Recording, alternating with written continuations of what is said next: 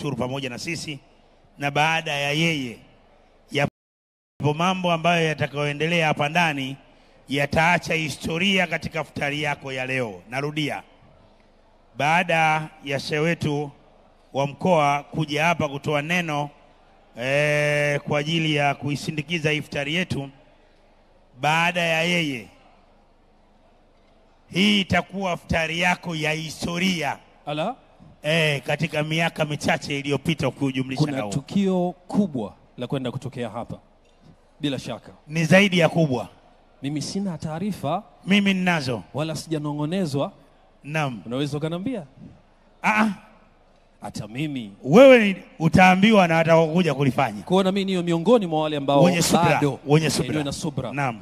Kwa sasa nikupe nafasi unikaribishie Sheikh wangu hapa.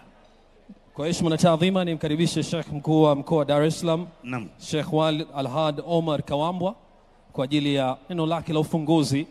Ikiwezekana tadua fupi kabla ya kuanza rasmi mfululizo ule wa matukio yetu. Karibu sana Sheikh wa mkoa wa Dar es Salaam.